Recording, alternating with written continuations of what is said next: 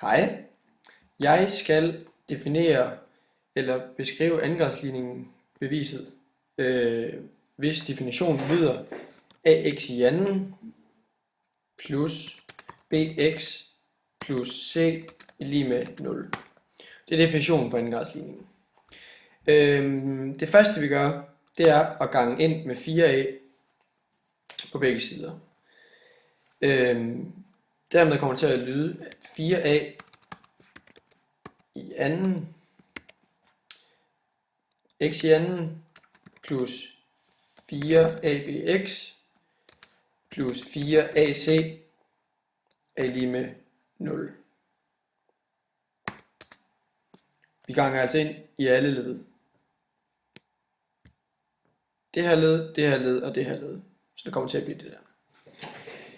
Det næste vi gør, er at vi trækker 4ac fra på begge sider. Så vi kan fjerne, nu bliver jeg lige delt ind. Så vi kan fjerne den her. Og sætte den ind her, så der står minus 4ac. Det næste vi gør, er at vi plusser ind med b.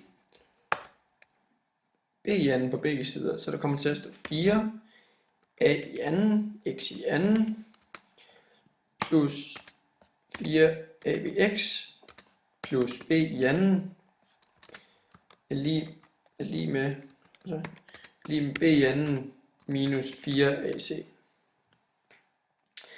B i anden minus 4ac er det samme som diskriminanten, så det kan vi sætte ind på b i anden minus 4ac's plads. Så der kommer til at stå det der. Diskriminanten er noget med en faktor, man bruger til at bestemme, hvor mange løsninger der er på en andengradsligning.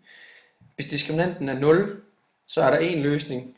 Hvis diskriminanten er mindre end 0, er der ingen løsninger. Og hvis diskriminanten er mere end 0, er der 2 løsninger. Men den her formel, eller den her ligning vi har her, kan vi omskrive til kvadratsætning 1, som lyder parentes 2ax plus b opløftet i anden er lige med d. Og her ophæver vi parenteserne og i anden ved at sætte det modsatte af lighedstegnet i kvadratrodet. Det vil altså sige, at der kommer til at stå 2ax plus b er lige med plus minus kvadratroden af d. Plus minus, det er fordi, at man skal både tage den som en plus og som en minus kvadratrod. Og så minuser vi b væk, så der kommer til at stå 2ax lige med minus b plus minus kvadratroden d. Det sidste vi vil gøre for at få isoleret x er at dividere med 2a på begge sider, så vi får isoleret x, så der kommer til at stå x er lige med minus b